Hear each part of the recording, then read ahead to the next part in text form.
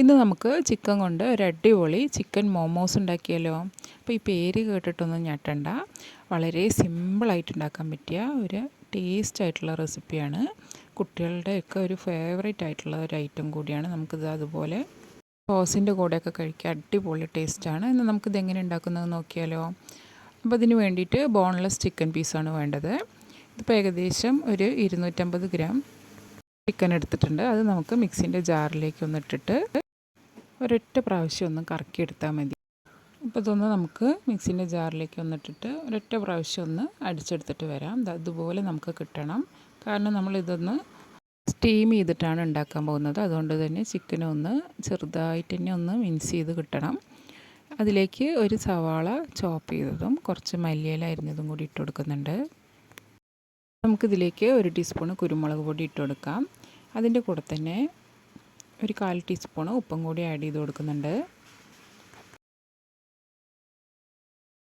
ഇതിലത്തെ ഇൻഗ്രീഡിയൻസും കുറവാണ്. അതുപോലെ തന്നെ വളരെ എളുപ്പത്തിൽ നമുക്ക് ഉണ്ടാക്കിയെടുക്കാൻ പറ്റും. ഒരു 1/2 ടീസ്പൂൺ സോയാ സോസും കൂടി ഒഴിച്ചിട്ട് ഒന്ന് നല്ല രീതിക്ക് മിക്സ് ചെയ്ത് കൊടുക്കാം. സോയാ സോസ് ഒഴിച്ച് കൊടുക്കുമ്പോൾ ഉപ്പ് നോക്കിയിട്ട് മാത്രം ഇട്ട് കൊടുത്താൽ മതി. ഒരു 1/4 ടീസ്പൂണാണ് ഞാൻ ആദ്യം ഇട്ട് കൊടുത്തത്. ഇനി സോയാ സോസ് ഒഴിച്ച ശേഷം വേണമെങ്കിൽ മാത്രം ഉപ്പിട്ട് കൊടുക്കാം.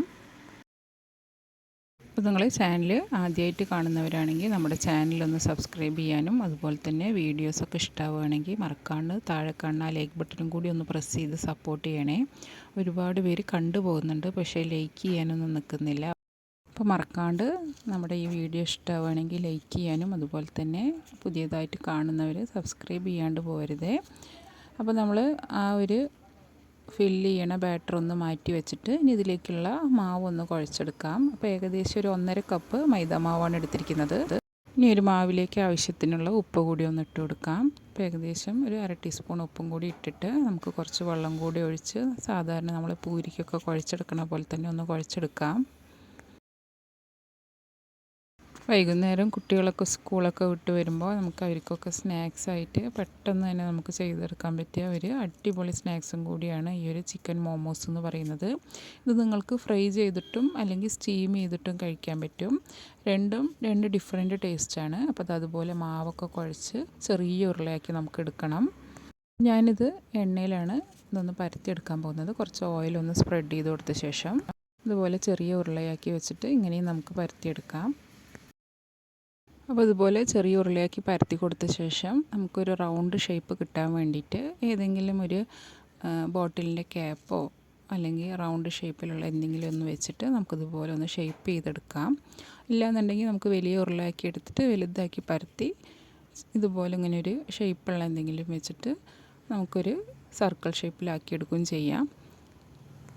ഞാനിതാ അതുപോലെ ഇങ്ങനെ പരത്തി എടുത്തിട്ടുണ്ട്, ഒന്ന് ഷേപ്പാക്കി കൊടുത്തിട്ടുണ്ട്. ഇനി നമുക്ക് കുറച്ച് വലിയ ഉരുളയാക്കി പരത്തിയെടുത്തിട്ട് അതുപോലെ ഇങ്ങനെ ഷേപ്പ് ചെയ്ത് കൊടുത്താലും മതി. അപ്പോൾ നമുക്ക് പെട്ടെന്ന് തന്നെ നമുക്ക് സർക്കിൾ ഷേപ്പിൽ ഓരോന്നും ഇതുപോലെ പരത്തിയെടുക്കാം.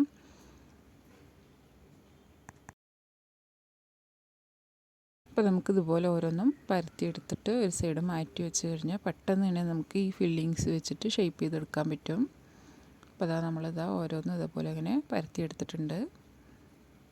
ഇനി നമുക്ക് ഇതിലേക്ക് അതുപോലെ കുറച്ച് ഫില്ലിങ്സ് വെച്ച് കൊടുത്ത ശേഷം മടക്കിയെടുക്കാം. അപ്പോൾ ഈ മോമോസ് ഇങ്ങനെ മടക്കിയെടുക്കുന്നത് ഓരോ ഷേപ്പിലാണ്.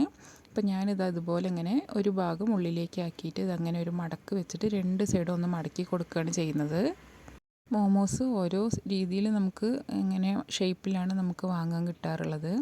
അത് നമുക്ക് എങ്ങനെയായാലും കുഴപ്പമൊന്നുമില്ല, പക്ഷേ അതിൻ്റെ ടേസ്റ്റൊക്കെ ഒരേ രീതിയിൽ തന്നെ ആയിരിക്കും. ഇതുപോലെ ഇങ്ങനെ 2 സൈഡും ഇങ്ങനെ മടക്കി ഒട്ടിച്ച് കഴിഞ്ഞാൽ കറക്റ്റായിട്ട് അത് നിന്നോളും. കാരണം മൈദ മാവാണല്ലോ, അപ്പോൾ ആ മടക്കൊന്നും വിട്ട് വരില്ല.